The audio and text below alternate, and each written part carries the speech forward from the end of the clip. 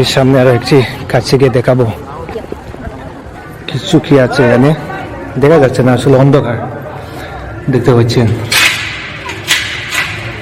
না, লক লাগানো আছে। বর্তমানে এইসব ঘরের ভিতরে কিছু নেই।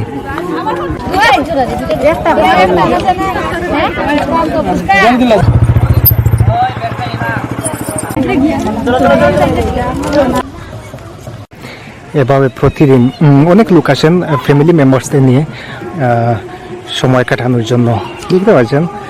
তো প্রিয় দর্শক, এই রাজবাড়ির ভিতর যেগুলা ধ্বংসাবশেষ আছে আমি আপনাদেরকে দেখানোর চেষ্টা করব যতদূর সম্ভব হয়।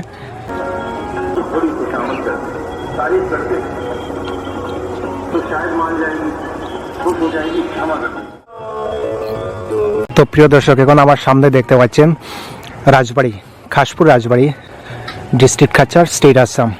তো মূলত মানে অনেক যেগুলা রাজবাড়ি ছিল ভেঙে গেছে, এভাবে অনেক ধ্বংসাবশেষ আমরা দেখতে পাচ্ছি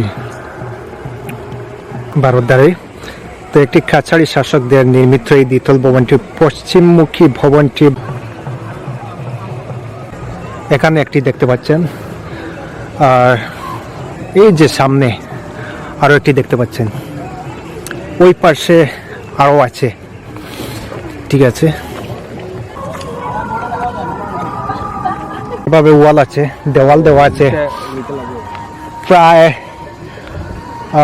2.5 ফুট দৈর্ঘ্য, অনেক অনেক দৈর্ঘ্য, প্রস্থ প্রায় 2.5 ফুটের মতো।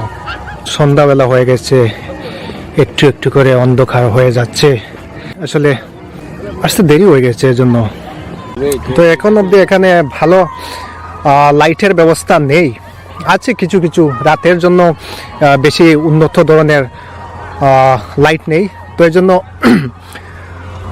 দেখতে পাচ্ছি কিছু কিছু টুরিস্ট চলে যাচ্ছেন, আর আমরাও চলে যাব। অনেক দেখেছি এবং এখন অবধি দেখছি ধ্বংসাবশেষ এই রাজবাড়ির ভিতর। আর আমার স্যার